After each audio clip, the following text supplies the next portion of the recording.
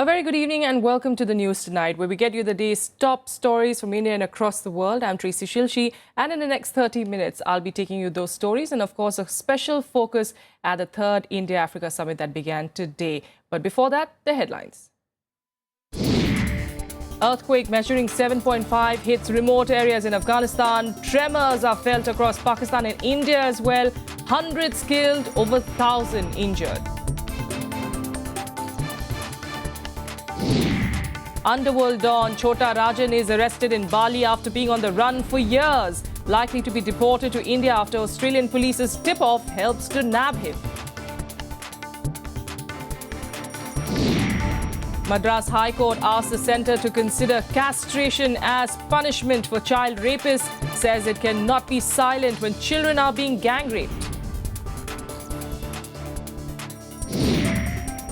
Stranded in Pakistan for 15 years, Geeta returns to India but does not recognize her family. The centre now waits for her DNA test to decide the next move. And the biggest India-Africa summit kicks off in New Delhi. African heads of state arrive for the 4-day summit to enhance ties with India.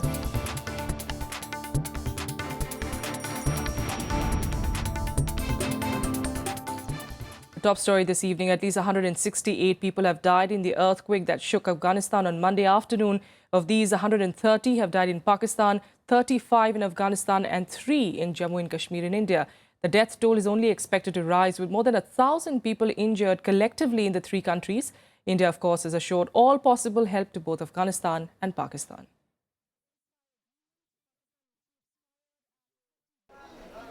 Scores of wounded people being rushed to hospitals in cities across Afghanistan. This after a powerful earthquake struck a remote area of the country. The quake, measuring 7.6 on the Richter scale, shook neighboring Pakistan and parts of northern India as well.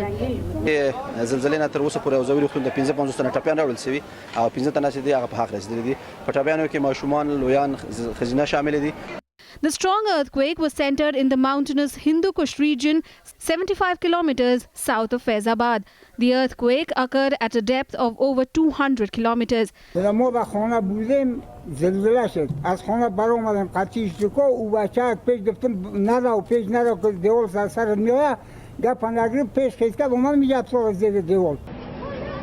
In a tragic aftermath of the quake, at least 12 schoolgirls were killed in a stampede as they tried to get out of their school in the northeastern Afghan province of Takhar.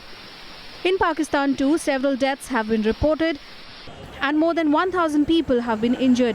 Tremors were felt in all major cities including Karachi, Lahore, Islamabad, Rawalpindi, Peshawar, Quetta, Kohat and Malakand. Prime Minister Narendra Modi spoke to Afghan President Ashraf Ghani and Pakistani Prime Minister Nawaz Sharif, assuring them of all possible help in the wake of the earthquake. In India, tremors were felt across several states, including Jammu and Kashmir, Delhi, the National Capital Region, Punjab, Uttarakhand and Rajasthan. Bureau Report, Rajya Sabha TV. On to the other big story of today. Fugitive underworld Don Chota Rajan has been arrested in Indonesia. He was nabbed by police in Bali after he arrived from Australia. Chota Rajan had been evading arrest for over 2 decades and is now likely to be deported to India to face trial in a series of murder cases. On Sunday, Indonesian authorities detained underworld Don Chota Rajan, wanted in India for over 15 murder cases. He was arrested as soon as he got off a flight from Australia after the cops down under tipped off the police in Bali. Later, the centre confirmed that the man in detention is indeed the fugitive underworld Don, who's been giving the Indian police a slip for the past 2 decades. जानकारी जो प्राप्त हुई है कि बाली में, Indonesia में छोटे राजन की गिरफ्तारी हुई है। मैं समझता हूं कि अब उसके बारे में पूरी तरह से आइडेंटिफिकेशन और वेरिफिकेशन जब हो जाएगा तो उसके बाद जो भी आवश्यक कार्रवाई होगी वह आवश्यक कार्रवाई भारत सरकार करेगी। CBI had been in touch with the Australian authorities regarding the fugitive Chota Rajan, and yesterday at our request, Bali police has arrested one Mohan Kumar. We are ascertaining and verifying the details. Further action will be taken as required under the law. Last month, Australia had confirmed that Rajan was living in Australia under a different identity. The Interpol had even flagged him as a wanted man back in 1995. The Bali Police Authority said that he is likely to be deported to India. ये एक तरह की उपलब्धि होती है जब हम किसी फ्यूजिटिव को पा लेते हैं। इससे पहले कुछ वर्ष पहले हम अबू सालिम को पुर्तगाल से लाने में सफल हुए, तो मुझे लगता है ये एक अच्छी बात है कि इंसाफ किया जाए और पेंडिंग केस उसका कोई निवाड़ा निकले। Rajan is a former key aide of another fugitive underworld don, Dawood Ibrahim. He later fell out with Dawood after the 1993 Mumbai blast. Starting off as a petty thief and bootlegger, Rajan is also wanted for many criminal cases, including extortion, smuggling, drug trafficking and film finance. Bureau Report, Rajya Sabha TV. Social activists have welcomed the Madras High Court's suggestion of considering castration as punishment for child rapists. The suggestion, made to the centre in a strongly worded letter earlier this month, observes that barbaric crimes should definitely attract barbaric models of punishment. The number of child abuse cases has gone up from 38,172 in 2012 to more than 58,000 in 2013 and over 89,000 in 2014. The rising cases of paedophilia is a worrying trend in India. The strong punishment could act as a deterrent, something seen in many countries including the UK, some states of the US and Poland. In fact, Indonesia recently decided to chemically castrate convicted paedophiles as punishment. This mode of punishment is also being debated on in Australia as well.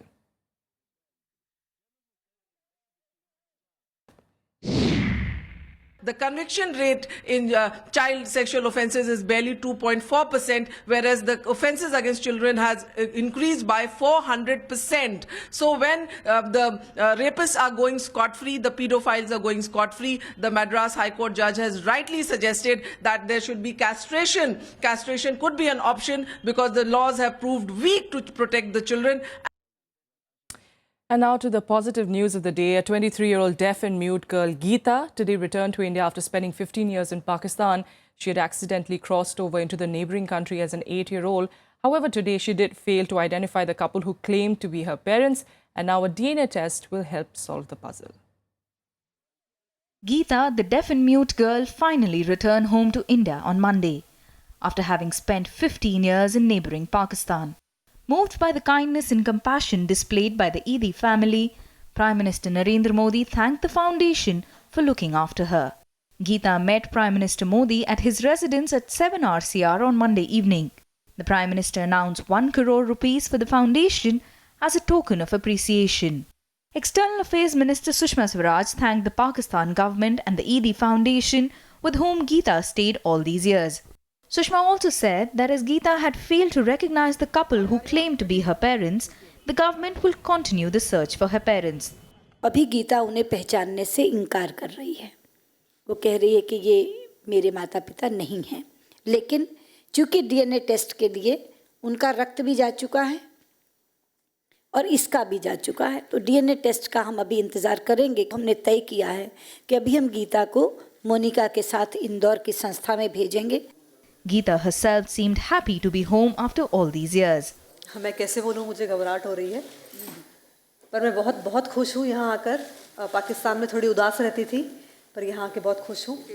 Bilkis Banu of the Eidi Foundation described the events leading to Geeta's return, saying she was happy to have been able to help Geeta. मैं कहती हूँ कि आज मेरे लिए ईद का दिन है, खुशी का भी दिन है, ईद का भी दिन है। हमें बहुत खुशी हुई है, हाँ, और दुख भी होगा थोड़ा, इसलिए कि ये अपने घर पे पहुंच गई है, तो इंशाअल्लाह किनारे भी लग जाएगी। Sushma Swaraj also said that the government will now try to bring back all those prisoners lodged in Pakistani jails whose mental condition is not stable. Vishal Daya's report for Rajya Sabha TV. And now turning our focus to the third India-Africa Summit, which began in the national capital today. The first day saw senior officials meeting their counterparts from almost 54 countries to work out the modalities. Africa has a special significance for India as the world's second largest continent after Asia. And it is not only home to 1 billion people, but also abundant natural resources as well. For the next 4 days, the Indira Gandhi Stadium complex in New Delhi will be hosting the biggest ever Indo-Africa Summit. It assumes significance considering the historic linkages between the two sides. Day 1 is being devoted to interactions between various foreign secretaries, deliberating the impediments to the India-Africa cooperation. They are going to negotiate two documents. One is going to be a political document, which will basically talk about the political partnership between India and Africa, and it will also touch upon global and regional issues. And the other is going to be a framework document of cooperation. That, to my mind, I think will recall the developmental partnership between India and Africa, the lines of credit, what are African needs, where we can contribute.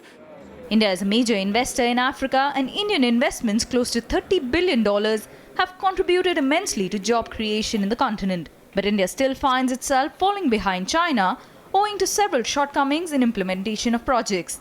Prime Minister Narendra Modi will be holding several one-on-one meetings with heads of states seeking to challenge China's dominance and boosting trade ties.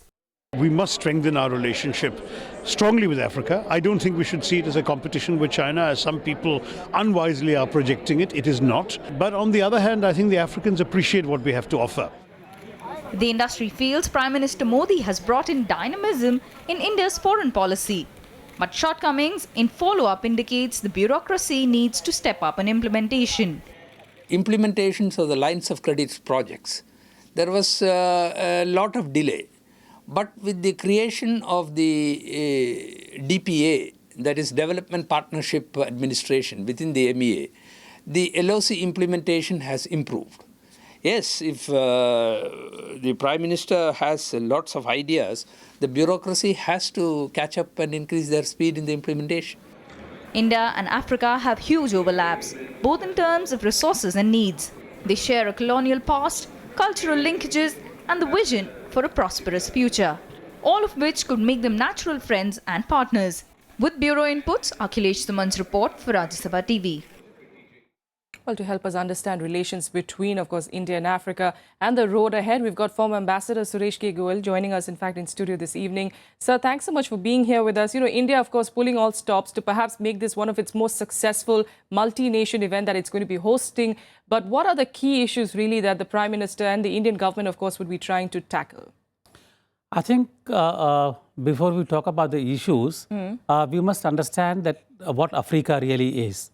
If you look at Africa, Africa is the oldest civilization, and yet in the contemporary context, perhaps the least developed.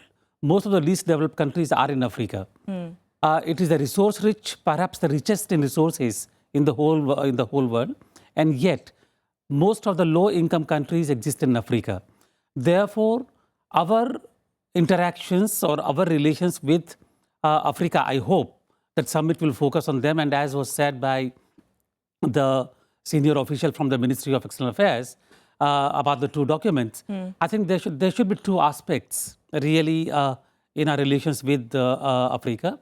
One is that an attempt has to be made very sincerely to reduce knowledge deficit between India and Africa. And most of it is actually one way, the lack of information about Africa in India. And the second part has to be that India must act as a partner in what is described as a development partnership. But I think it should be really more a partnership in the socio-economic growth of Africa, so that Africa can actually get the benefit of what it has and create a win-win situation both for India and Africa. All right. And, we were talking, of course, the fact that how resource-rich the continent is. And it is something that, in fact, a lot of major powers are actually vying for as far as the influence is concerned in several of those nations. Where is India placed in that kind of a race, for trade, in that kind of a race, for exports and imports, or that kind of a relationship? Where is India placed? The worst thing that we can do in the current circumstances is to be seen as a country out to exploit the resources in Africa. We don't need to be competing with any countries. We have our own background of relations and our own standing.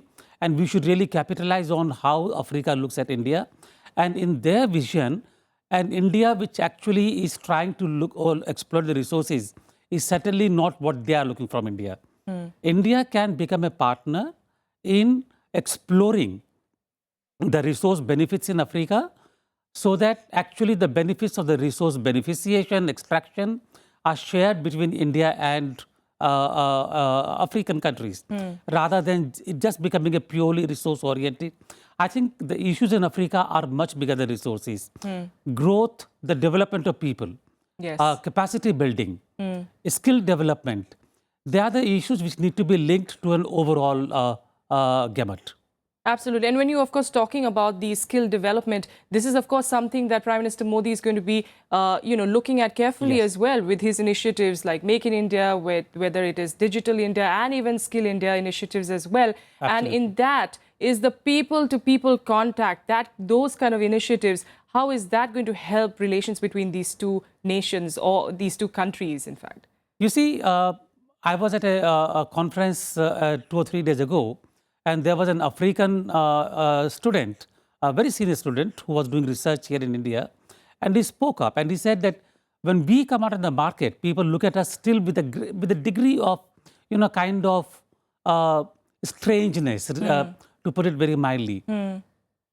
I think our people-to-people relations should focus on developing that cultural connect, yes, that social comfort between the peoples of the two areas, India and Africa, so that they can actually enter into a dialogue and understanding. And once the dialogue is established, yes, skill development, etc., will all follow. All right. Mr. Goel, thanks so much for joining us, of course, on this story. This is something we'll keep an eye out for on Rajya Sabha TV as well. But for the moment, of course, we'll take a very quick break here. Still ahead, ceasefire violations intensify as Pakistani troops target more areas, injuring at least 6 civilians. Details of that ahead.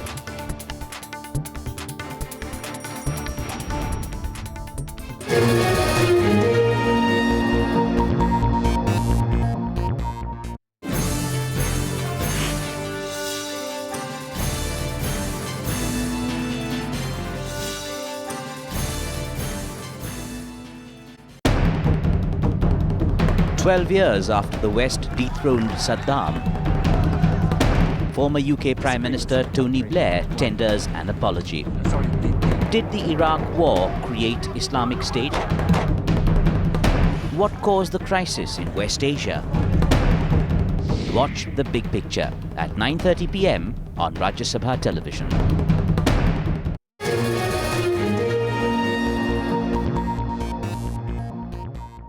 Welcome back to the news tonight. Now let's get you some news from Bihar. And campaigning for the third phase of assembly elections ended today with, in fact, political parties going all out again. And of course, the heavyweights making last-minute appeals to voters in constituencies that, of course, going to polls on Wednesday. Some of the star campaigners were Prime Minister Modi and Rahul Gandhi, and they held rallies in different areas. Here's a report.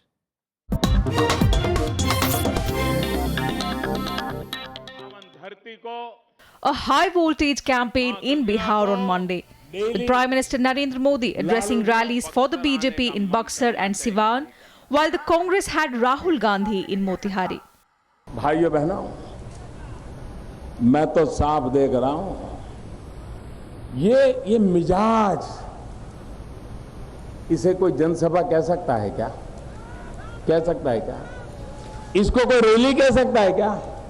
अरे भाइयों बहनों, मैं तो देख रहा हूं, ये तो रैली से भी आगे निकल चला गया, रेला से भी आगे निकल चला गया।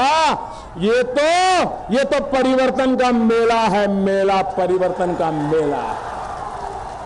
चुनाव में मोदी जी ने कहा था कि अच्छे दिन आएंगे, दाम बहुत बढ़ गए हैं, महंगाई बहुत हो गई है, मैं महंगाई को कम करूंगा। वही व्यक्ति जो यहां आता था, रोज भाषण करता था कि भाई दाम बढ़ गए हैं, मैं दाम कम करूंगा। 70 रुपए की दाल होती थी, आज 200 रुपए की दाल है। उसके बारे में एक शब्द नहीं कहते हैं। The third phase elections will witness polling for 50 seats spread across 6 districts. It's the highest number of seats in any phase so far. Elections were held for 49 seats in the first phase and 32 in the second. From Buxar to Siwan, Prime Minister Narendra Modi continued his tirade against the Grand Alliance. Ramping up his presence in the poll-bound state, Prime Minister promised new dawn for Bihar under NDA's regime while blasting Lalu Prasad's Jungle Raj and slamming Nitish Kumar's claims of secession. He mixed development talks with sarcasm against his rivals and kept the crowds in attendance roaring in approval. Reporting from Siwan with camera person Saroj, I'm Kriti Mishra for Rajya Sabha Television. The notification on the one rank one pension scheme will be issued within days after the Bihar Assembly poll ends. Defence Minister Manohar Parkar said that the notification has been delayed due to the Model Code of Conduct currently effective for the elections.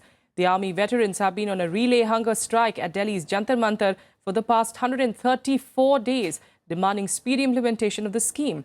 On Sunday, around 200 of them had signed a letter in blood and sent it to the Prime Minister. They claim that the government has created confusion by including the voluntary retirement scheme in its announcement last month. They've also objected to the government using the calendar year 2013 for fixing the base. Election होने के बाद में once election commission's code period gets over, the notification should come in a few days. कोशिश करूंगा दिवाली के पहले करने. And now let's get you some more updates from across the country and nationwide. The Navy is all set to allow women officers to fly surveillance planes, but no combat aircraft yet. The Navy has also pointed out that Indian warships aren't designed to house women officers. The force is expected to challenge the recent Delhi High Court order that says refusing women full-term service amounted to gender bias. The Supreme Court today issued notices to Himachal Pradesh Chief Minister Veerbhadra Singh and his wife on a CBI petition. It challenges the High Court order granting him and his wife protection from arrest in a disproportionate assets case. AIADMK MPs today met External Affairs Minister Sushma Swaraj and handed over a letter by Chief Minister J. Jayalalitha on the fishermen arrest issue. They also demanded the centre's intervention for release of Indian fishermen suffering in Lankan jails. The External Affairs Minister reportedly assured them the matter will be taken up with the Sri Lankan President.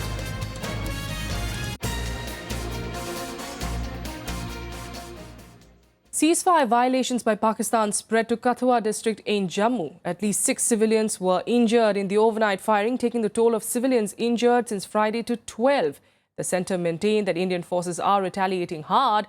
However, Defence Minister Manohar Parrikar ruled out significant increase in such incidents. After Samba, Jammu's Kathua district is now on target of the Pakistani troops along the border. They targeted at least 30 border outposts and several hamlets with mortar bombs and heavy machine guns. At least one civilian was injured in the firing. BSF troops retaliated, resulting in exchanges which continued till Monday morning. Villagers living near the borders are now in a state of panic after a surge in ceasefire violations in the past few days. इसमें मैं तो कहता हूँ आधा गांव में हमारा पूरा डैमेज हो चुका है. उसमें पशु भी मर चुके हैं, कुछ इंजर्ड हो रखे हैं, और उसमें कुछ हमारी औरतें या बच्चे वगैरह भी कुछ इंजर्ड हो रखे हैं. लेकिन हमारा ये कहना है कि हम बॉर्डर के ऊपर जब भी कोई फायरिंग होती है, बार बार फायरिंग होती है, 2-4 दिन फायर होता है, उसके बाद ये बंद कर देते हैं, वो भी बंद कर देते हैं. हमारा कहने का यही मकसद है कि चाहे तो हमारे को जहाँ कोई पीछे कोई प्लाट दिया जाए, चाहे कोई हमारे लिए रहने का बंदोबस्त किया जाए. ना तो कोई काम कर सकते हैं, ना दिन को कर सकते हैं, ना रात को सो सकते हैं. बच्चे कहाँ रखें हम. One civilian has been killed so far and over 10 others injured in the last 3 days. However, Defence Minister Manohar Parrikar claimed that such incidents have not increased since last year. LOC पे line of control पे increase नहीं है. बीच में था थोड़े देर, लेकिन overall it is within the same range as last year. Meanwhile, Pakistan lodged a strong protest with the Indian envoy in Islamabad today. The fresh spate of ceasefire violations have come after a lull observed since the September 21 flag meeting between Indian and Pakistani armies. The two countries had pledged to maintain sanctity of ceasefire. It came after months of heavy exchange of fire in which several civilians were killed. Bureau Report, Rajya Sabha TV. Meanwhile, emails from CIA Director John Brennan's hacked account claims that Pakistan used Taliban to counter India's growing influence in Afghanistan. The documents released by whistleblower site WikiLeaks shows leaked emails that Brennan wrote to the president of the US, Barack Obama, in 2008, claiming Pakistan's use of militant proxies to counter India and Iran's growing influence in the AfPak region. It shows the intelligence agency urging the US to refrain from antagonizing Pakistan with regard to its role in Afghanistan. It also suggested that the US president should appoint a special coordinator to look for ways to alleviate Pakistan's concerns about India's influence in Afghanistan.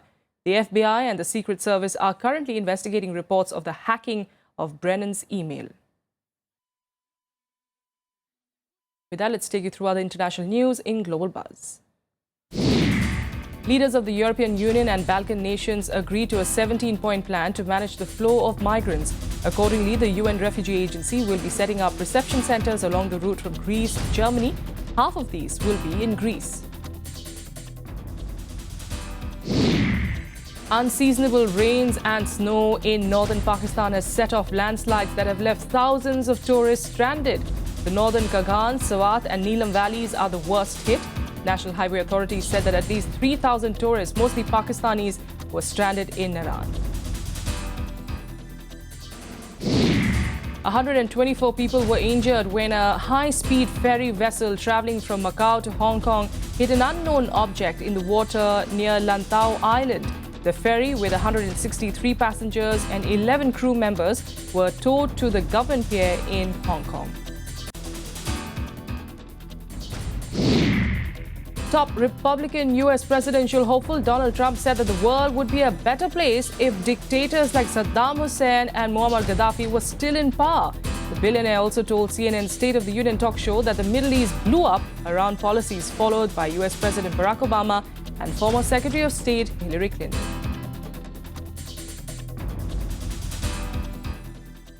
And now let's change tracks, get you all the latest from the world of sports in Sports Beat.